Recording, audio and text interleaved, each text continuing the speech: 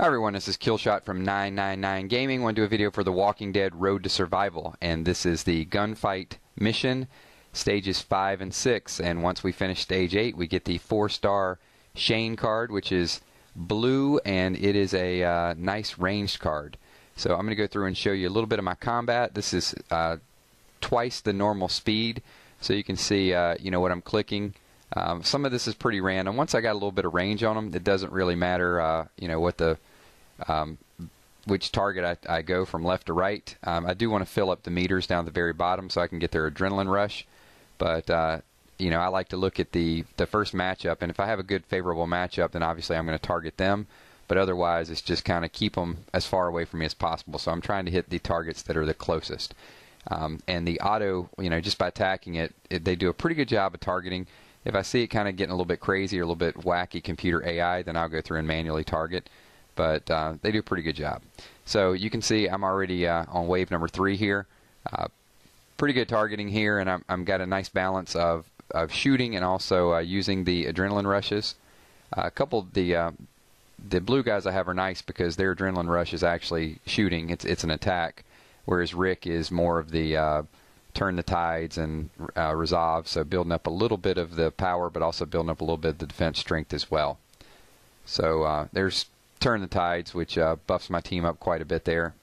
And right now I'm just using them to get the credit for using the adrenaline rush. It's a nice achievement, so I like to get that under my belt at the end. You guys have seen some of the other videos, so you sort of know what the deal is. Alright, so this battle actually had a couple of barriers there, which is kind of nice whenever you're using ranged weapons, because it just takes the walkers a little bit longer to get to you.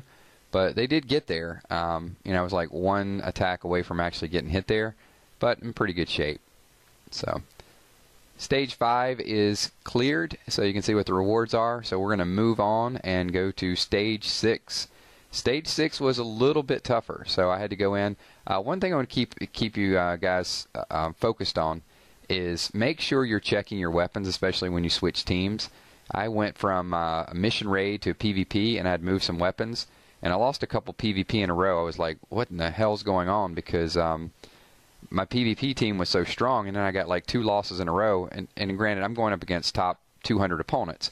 So I'd lost one, but normally you got a little bit of advantage in the attack phase.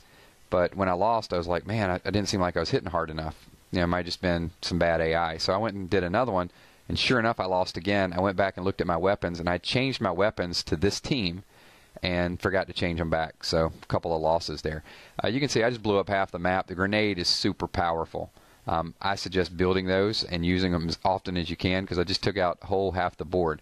What's really cool about that is if they only attack you from one side, then you're going to take out the whole board. So if I used a grenade right here with all of these, it would just wipe all of those walkers out. When you get hit from the left and the right, you have to choose, but yeah, I wanted to use that just to see how overpowered it is, and it is very. So thanks everyone for watching. Subscribe below. Look for the last 2 stages. Peace.